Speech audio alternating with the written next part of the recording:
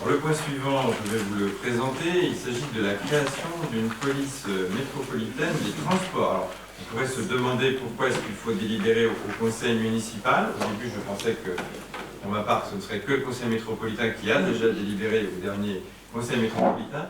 En fait, c'est le code de la sécurité intérieure qui prévoit que ce sont aux maires, donc aux conseils municipaux de plusieurs communes, qui le souhaitent de demander pour permettre la création, de recruter des agents de police municipale en vue de les mettre à disposition de l'ensemble de ces communes. C'est exactement le cas qui va se produire avec la création de cette police métropolitaine des transports en commun.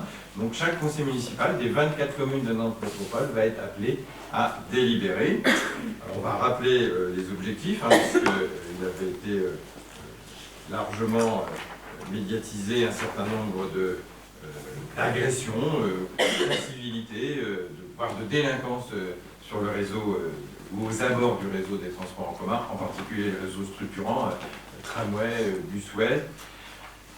Donc la proposition avait été dans un premier temps d'en faire une proposition dans le cadre de la campagne métropolitaine.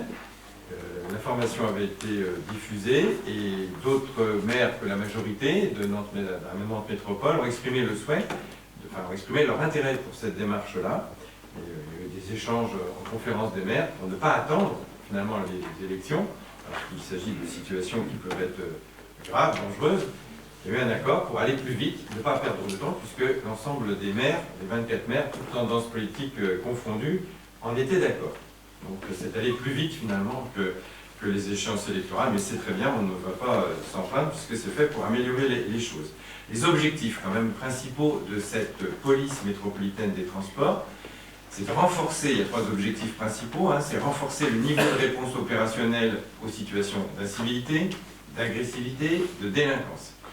Deuxième objectif, c'est d'assurer une présence visible, effectivement, de faire aussi ce qu'on appelle de l'îlotage, y compris même dans les transports, ça rassure et ça évite aussi des passages à l'acte.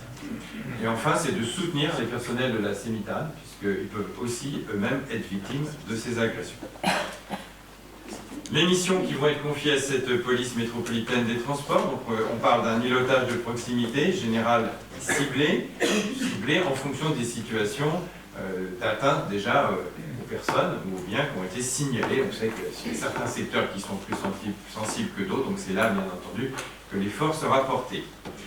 Leur mission consiste à constater les infractions de toute nature et les suites à donner appropriées. Ça va du rappel à la loi, à la verbalisation, jusqu'à l'interpellation. En attendant ensuite la prise en charge par les forces de police nationales. Et enfin, troisième mission, d'assurer aussi, puisqu'il peut y avoir malheureusement des victimes, assurer un soutien opérationnel aux victimes d'agression, agents de la CEMITAN, comme des usagers.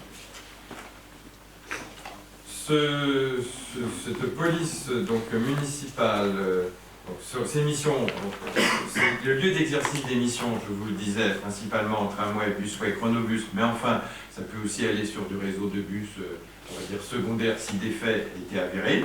Les horaires, pour l'instant, puisque ça fait l'objet justement de débat, pour l'instant c'est du lundi au samedi de 11h, parce que le matin, il y a peu d'action, heureusement, c'est de 11h à 23h30. Pourquoi cela? Parce que vous savez qu'à partir de 24 heures, les horaires de salariés coûtent plus cher. Donc le temps qu'ils rentrent pour se changer, eh bien, 23h30, c'est la fin. Mais ces horaires sont à ce stade indicatif, c'est ce qui a permis aussi d'élaborer un budget, et ils pourront évoluer après une analyse affinée des faits. Et si on s'aperçoit que finalement, d'avoir une présence jusqu'à 23h30, ça repousse les faits de délinquance plus tard. Il faudra aussi s'adapter. Il y a un comité de pilotage avec un certain nombre de maires aussi, toutes tendances politiques, qui s'est créé autour de ce dossier-là, et qui a déjà souligné cet aspect en demandant à ce qu'il y ait un retour et des possibilités, une souplesse en fait d'adaptation. Les moyens humains de cette police, ce sera vraiment une création. Il ne s'agit pas de prendre des policiers municipaux de la ville de Nantes pour les transférer là. C'est une création de 32 postes. Donc, il y a un chef de service et son adjoint et 30 agents. Donc, ça fait bien 32. Ils auront le statut de policiers municipaux. Voilà, y a-t-il... je vous ai fait une présentation général. Et donc ensuite, il vous est demandé, alors, le financement, la question a été posée en commission, mais le financement est intégralement financé par Nantes Métropole. Il n'y a pas de convention avec les communes pour que nous contribuions à ce financement. C'est dans le budget général de la métropole. Donc, il vous est proposé d'approuver la création de cette police métropolitaine des transports en commun. Celle-ci pourra être créée par Nantes Métropole dès lors que les conditions de majorité du Code de la sécurité intérieure seront atteintes. C'est assez classique. Il faut qu'il y ait les 2 tiers des communes la moitié qui représente la moitié des habitants, ou la moitié des communes qui représentent les 2 tiers des habitants. C'est une règle assez classique. C'est pour ça que tous les conseils municipaux sont appelés à se prononcer, mais je pense qu'ils devraient tous se prononcer favorablement, parce que pour l'instant, les 24 maires ont donné leur feu vert. Voilà. Y a-t-il des questions supplémentaires, complémentaires? Madame Gobin. C'est une question que je ne suis pas sûr de pouvoir vous répondre. Je n'ai pas eu vent de ce point-là. Je vais poser la question, mais ça n'a pas été abordé en ma présence. Je ne crois pas, parce que sur la ville de Nantes, les policiers municipaux, je ne crois pas. Je regarde. Maurice, je ne crois pas, parce qu'il n'y a pas d'armement de cette nature sur la police municipale de Nantes. Il n'y a pas d'armes létales. Ça ne veut pas dire qu'il n'y a pas d'autres moyens. Pardon?